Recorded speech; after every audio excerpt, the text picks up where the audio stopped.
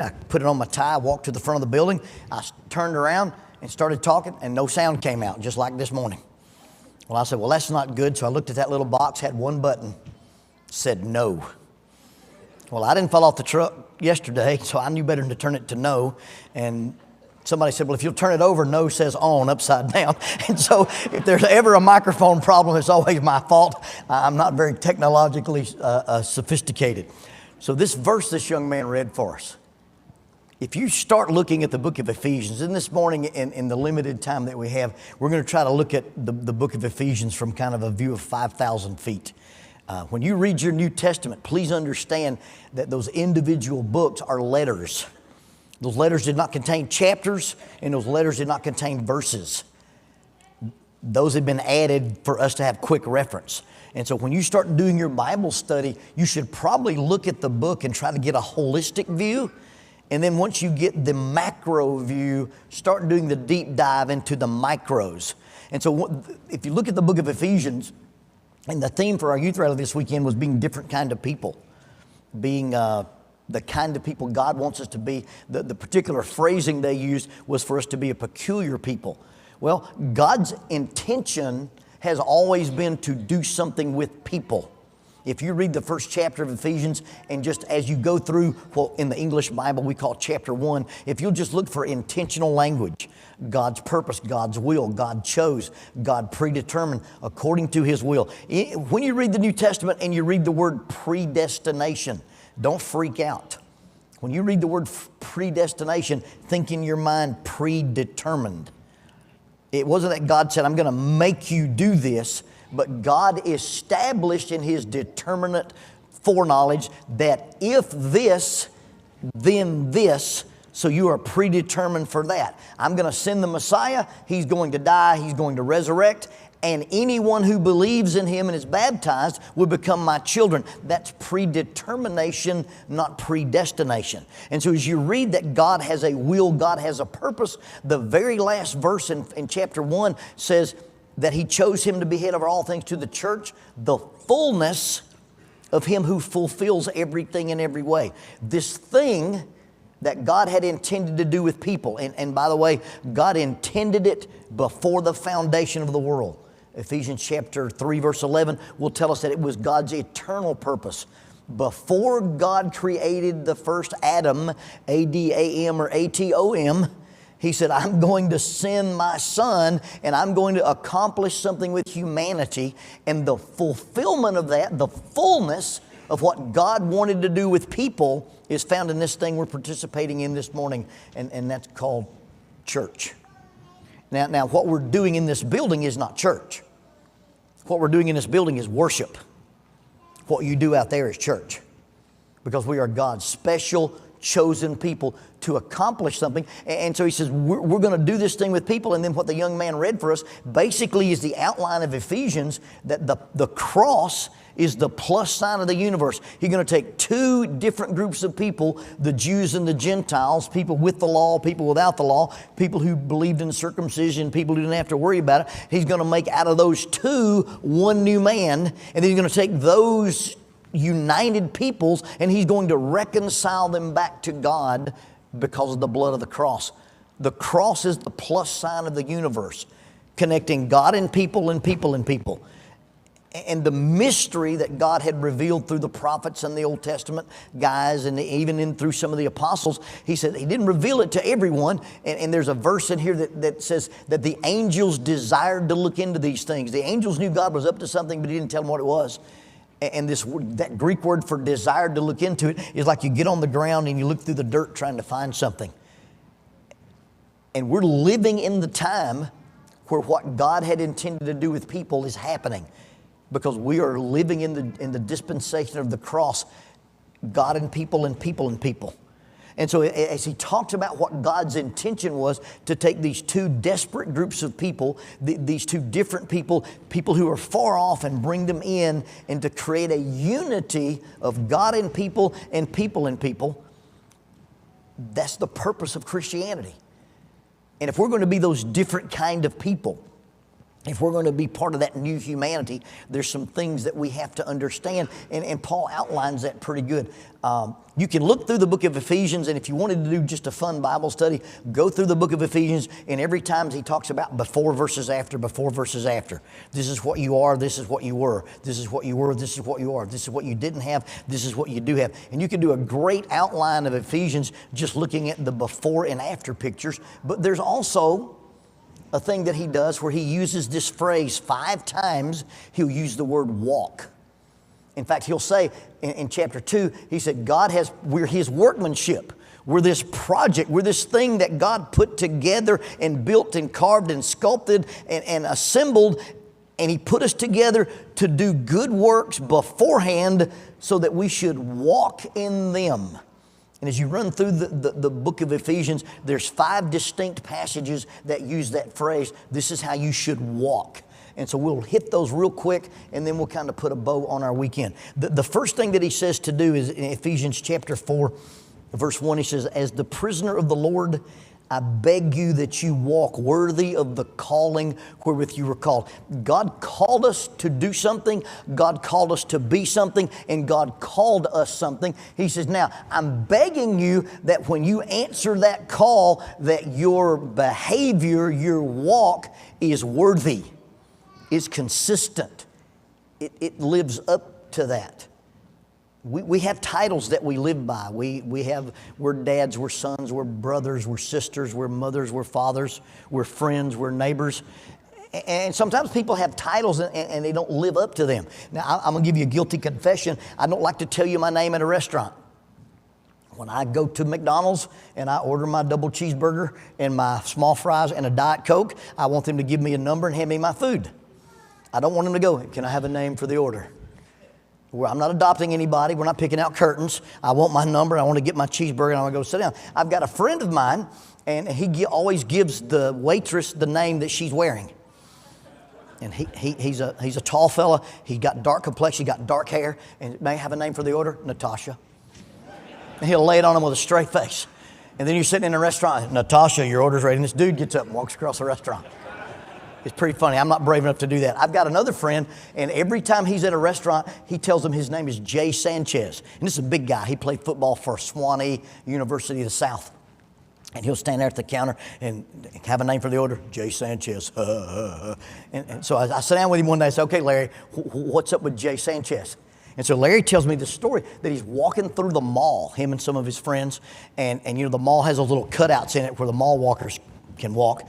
And he said there's a guy standing there, and he's got these 3 girls, and they're not really pinned, but by the way this guy's standing, he's kind of using his body language to herd them.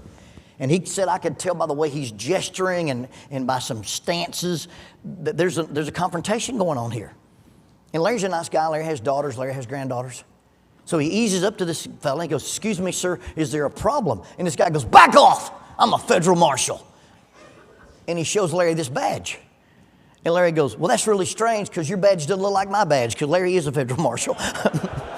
And the 2 dudes with Larry are federal marshals, and they're part of the Federal Marshal Fugitive Task Force team. And this yahoo was running around the mall acting like a federal marshal and harassing girls. He went to UT Chattanooga and taught for 2 hours in their criminal justice program on how to be a federal marshal. He's not a federal marshal. He's now in federal prison, by the way. And his name was Jay Sanchez. And so Larry imitates Jay Sanchez because Jay Sanchez imitated them. Well, Paul says, I want you to walk worthy. When you walk up to somebody and you go, I'm a Christian, they go, your badge is fake. That's not authentic. That's not real. I've seen the way you treat your wife. I see the way you treat your kids. I see the way you obey your parents. Your badge is fake. Paul says, I want you to walk worthy. And really when he talks about walking worthy, the majority of chapter 4, we don't have time to deep dive, but the majority of chapter 4 is just what it means to be unified. Because God's people have unity. And listen to what he says about God and people, people and people. I want you to walk worthy And I want you to walk in lowliness and gentleness with long suffering, bearing with one another, endeavoring to keep the unity of the Spirit and the bond of peace. He says the marker for you being a special person, the marker for you being a unique person is that you maintain unity. And you notice what he talks about unity was not our ability to be perfect, but our understanding that other people could be imperfect.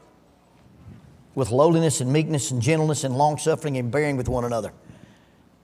Hey, Paul says, listen, you've got to understand, you were created with the capacity for imperfection. And everybody you know was created with the capacity for imperfection. And when you live up to that capacity, how should you react to people? You should not let it break you up. You should not let it destroy you. You should treat them with lowliness and gentleness, long-suffering, and bearing with one another.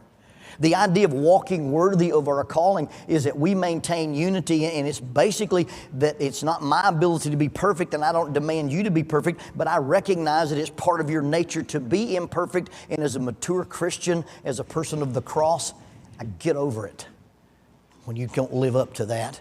And I'm the guy who maintains the unity, not you. And I don't know why we're shocked when imperfect people do imperfect things. You take an imperfect person and they marry an imperfect person, guess what you've got? You've got an imperfect relationship. And you have to work on that. You take an imperfect guy who worships at a church with imperfect people and you make him an elder, you've got an imperfect elder. But all of a sudden we think he gets that title, he's supposed to be perfect. Imperfect people live up to their capacity, and it's our job to deal with them with gentleness and lowliness and meekness and forbearance and forgiveness. First walk passage he's going to say is, I want you to walk worthy. Number 2, Ephesians chapter 4, verse 17, he says, I say this in the Lord, and I testify to you that you should no longer work as the rest of the Gentiles walk. Not only do you walk worthy, you got to walk different. And we talked Friday night about a difference that makes no difference is no difference. If I claim that I'm a Christian, and yet from when I was not a Christian to when I became a Christian, if I still do some of the things I used to do, then I'm not walking worthy and I'm not walking differently. Notice what he says, I don't want you to walk like the rest of the Gentiles walk.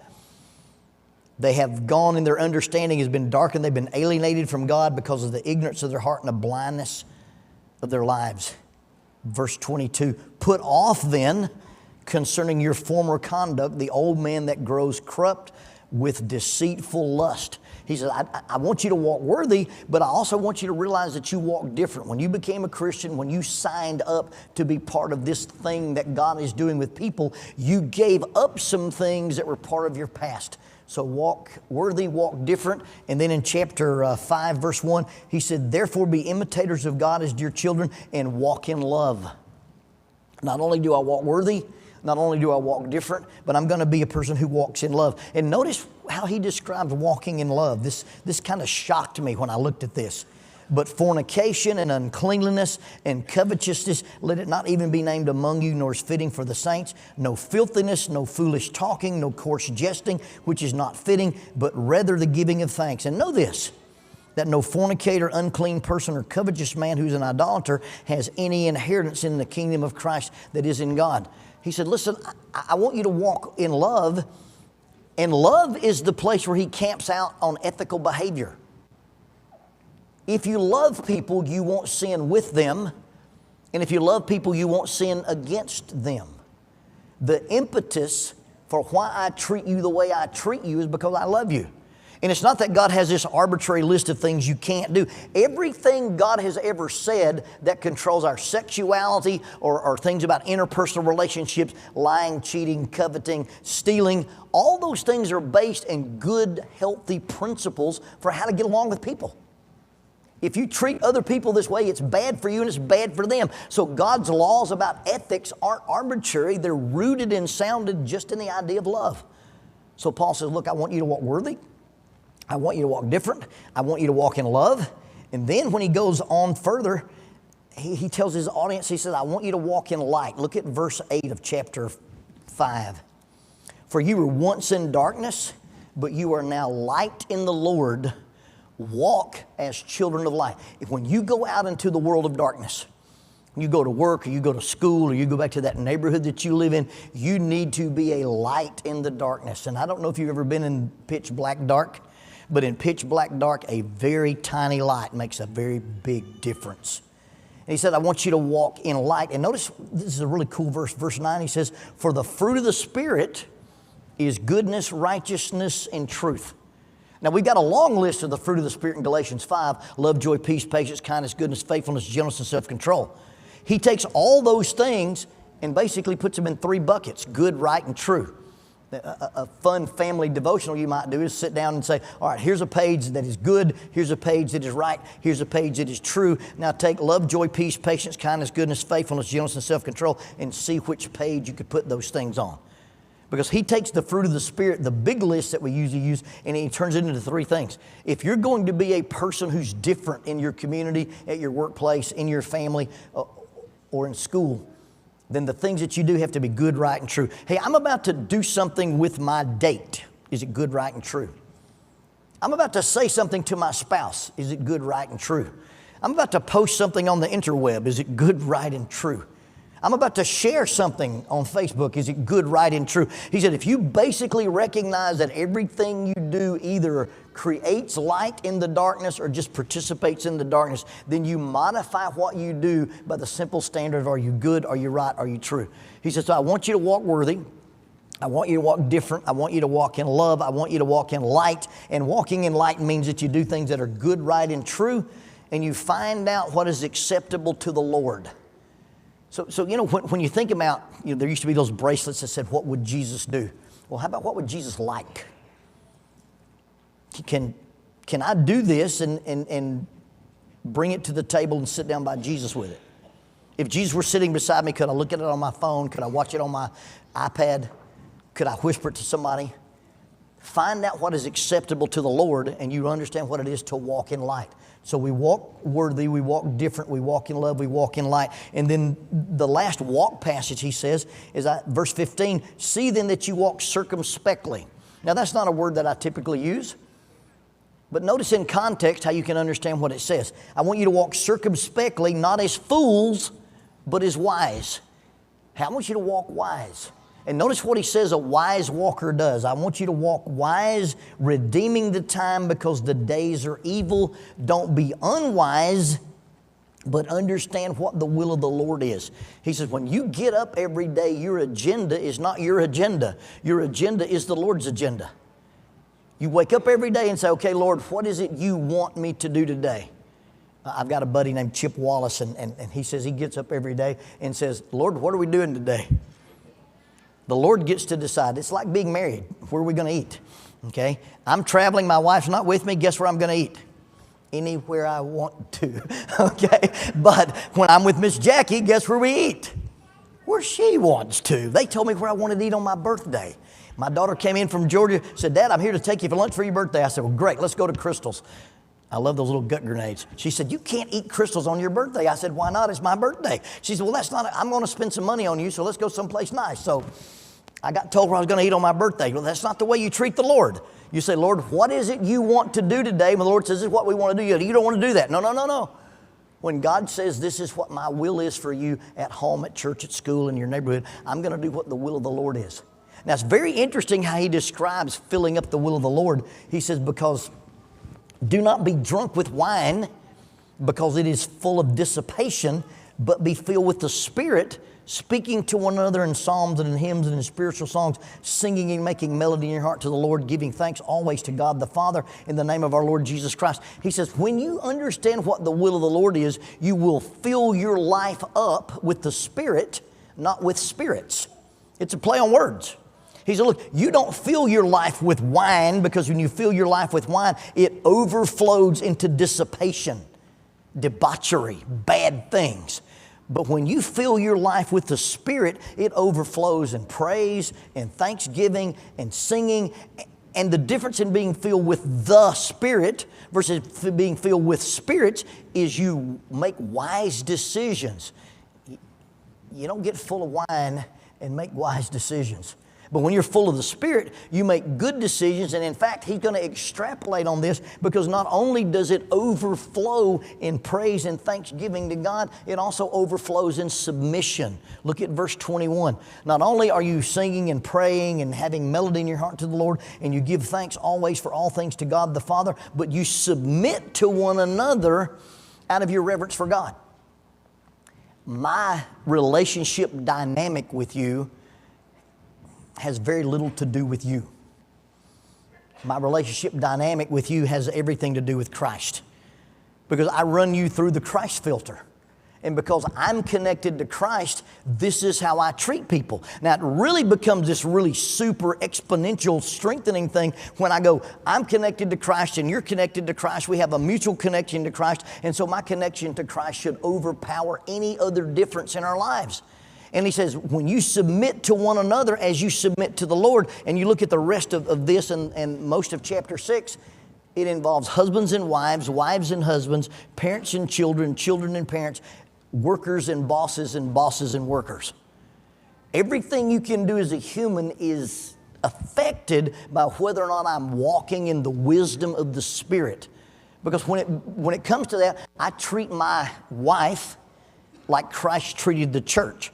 And if you've got a problem with these submission passages, please just simply understand that what Ephesians 5 teaches is that Jesus was submissive to the needs of the church. And in any relationship dynamic, the other person's needs always trump my rights. And so when you start talking about, hey, I've got a right to do this or be this or feel, what does the other person need? And when I submit to your needs, then I'll treat my wife like Christ treated the church. And then when my wife submits to my needs, she'll treat me like the church responded to Christ. And then there's a dynamic, husbands and wives, wives and husbands, parents and children, children and parents. And then notice what he says about bosses and workers. Verse 5 of chapter 6, bondservants, be obedient to your masters in the flesh with fear and trembling in sincerity of heart, not with eye service as men pleasers, but because you're servants of Christ, doing the will of God from the heart, and with goodwill doing service as to the Lord and not to men. He said, when you go to work tomorrow, pretend you're working for God. When you go to school tomorrow, pretend the algebra teacher's God. When you go to football practice, pretend the coach is God. And you practice and you play and you study and you work and you listen and you pay attention and you produce, not because these guys are watching you, not as eye service as men pleasers, but because you know that your real boss is Jesus. And when you live your life with the idea that I'm working for Jesus, then I'm walking in wisdom. And so Paul's going to say, hey, look, this is how you got to live as being called to be part of this new humanity. I want you to walk worthy. I want you to walk in love. I want you to walk different. I want you to walk in light. And I want you to walk wisely. And then as he closes his letter, he does this kind of abrupt change. Because he quits talking about walking and talks about standing. Finally, brethren, be strong in the Lord and the power of His might. Put on the whole armor of God that you may be able to stand against the wiles of the devil. And then he talks about this armor stuff, verse 14. Stand, girding your waist with truth and having the breastplate of righteousness and your feet shod with the preparation of the gospel of peace, and take the shield of faith, which you can quench the fiery darts of the wicked one, and the helmet of salvation and the sword of the Spirit. And you know, as a dude, I like that kind of stuff. I enjoyed being at Tom's house last night and looking at all those toys. I like guns, I like weapons, I like violence. I probably shouldn't, but I do. It's one of those things. You know, I taught my daughter martial arts. She had to learn 12 Brazilian Jiu-Jitsu moves before she could date. Nothing says no like a dislocated shoulder. I mean, it's just one of those cool things. And so I like that. And so when you read these passages, you know, you want to do a sermon on this, and you've got a helmet and a breastplate. I've got body armor in my car. I've been a chaplain with a SWAT team for 32 years. I've got a helmet made out of Kevlar. I've got special boots. I've got a Class 2 body armor. It'll take a .30-06 round at point blank range to the chest. It'll ruin your weekend, but it won't kill you. And I've got a belt, a battle belt that holds up my toys and my gear. And when you think about this passage, I've always had this vision of a Roman soldier. But as I learned more and more about the Roman soldiers in the first century, the Roman soldiers of the first century were police officers. They'd already conquered Jerusalem. They weren't at war. And when a Roman soldier stepped outside in the world that they owned, they didn't step outside in their blue jeans and their flip-flops. because they were in hostile territory. They were in enemy territory. And so when they stepped outside, they had a helmet and a breastplate and a belt and shoes and a shield and a sword. And it wasn't because they were at war with them, but because they were at war with them. Make a difference?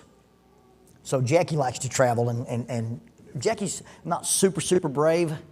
We did a zip line in Hawaii one time, and I turned upside down and rode it. And I got to the end of it. I said, hey, I turned upside down. She said, hey, I opened my eyes once. And so she's not super brave. But if you give her a chance to take a picture, she can get real courageous. She loves to take photography. So we were in Alaska. And we looked at whales, and we looked at bears, and we'd flown over the glacier, and I'd chased eagles all over the place. And we're walking down, I think we're in Ketchikan, Alaska. And we're walking down this street, and there's a poster of a dude holding a starfish. She goes, hey, we need to do that. I said, baby, they're not going to let us hold starfish. He goes, I bet they will. I said, I bet they won't. That's just a picture. She said, go ask them. So I go in. I said, hey, yeah, you can hold a starfish. The starfish was the size of a large pizza. I said, okay, they said we could hold the starfish. The only problem is in order to do that, we have to snorkel. And we don't know how to snorkel. She said, they'll teach us. I said, baby, you don't understand. I don't want to learn to snorkel in Alaska. The water is cold. Well, guess what we did? Went snorkeling. So we drove out to this little place. They had this little tent set up, and you put on these neoprene suits. And let me just tell you, it was a little bit uncomfortably tight for me. Okay, I mean, I busted my lip putting the thing on. I'm trying to pull the sleeve up. I lose my grip. I pop myself in the head. I had the strange urge to fight crime. But here we go. We put this stuff on. They stuck this thing in my mouth, and they put these things over my face.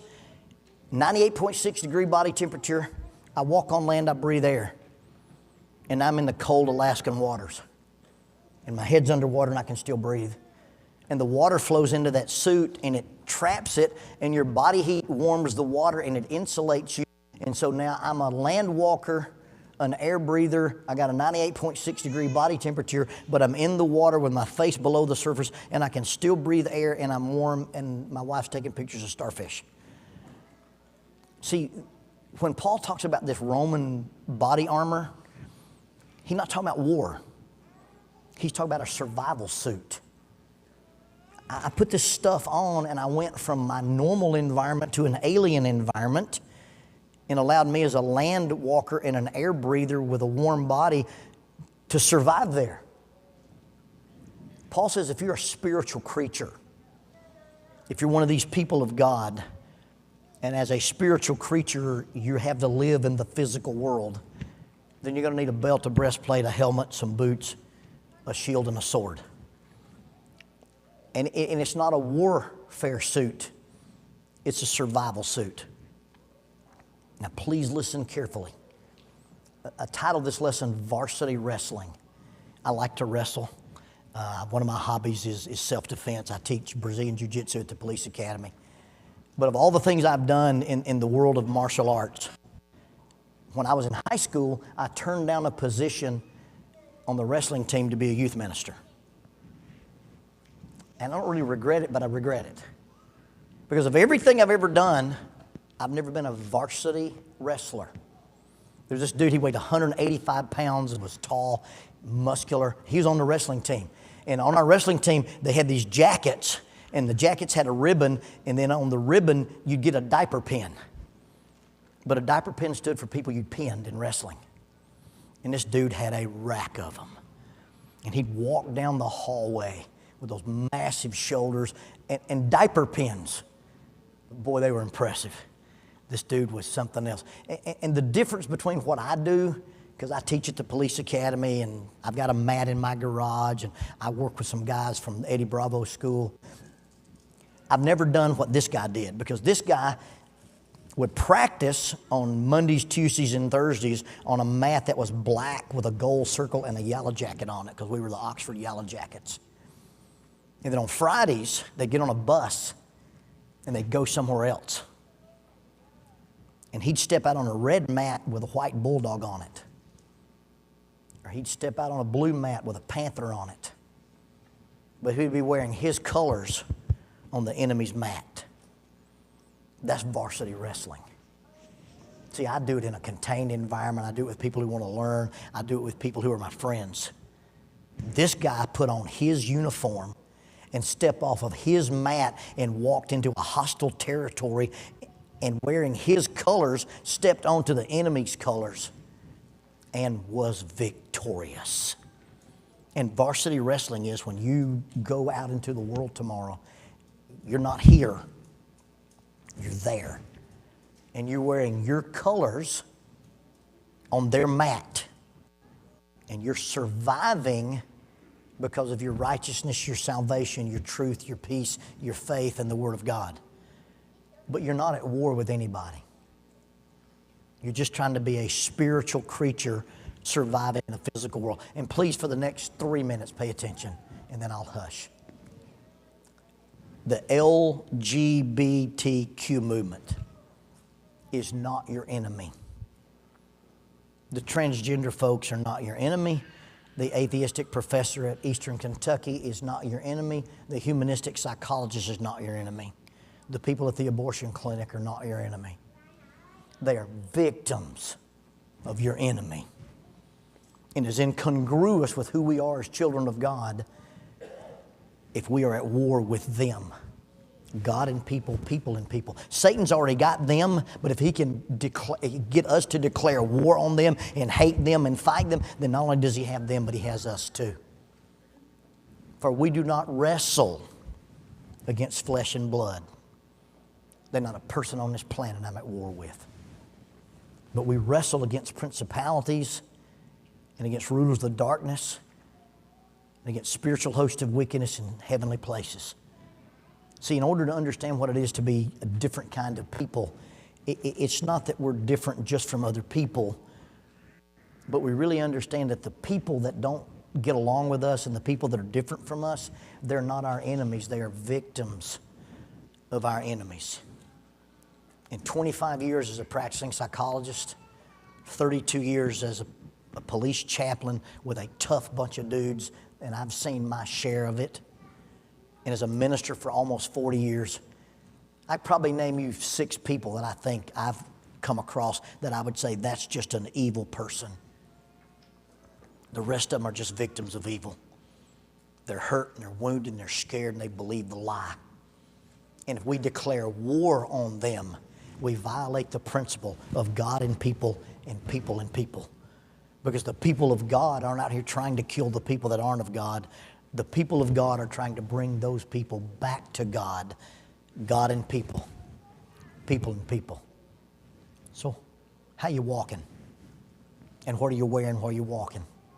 And if that's not consistent with the principles of the New Testament, and you need to be a worthy walker, you need to walk in love, walk in light, walk in wisdom. We'd love to pray with you. If you're not in the Lord's army, so to speak, we'd love to baptize you. And we offer you the Lord's invitation this morning as you begin to walk for God. If we can help you, you can walk down this aisle while we stand, while we sing.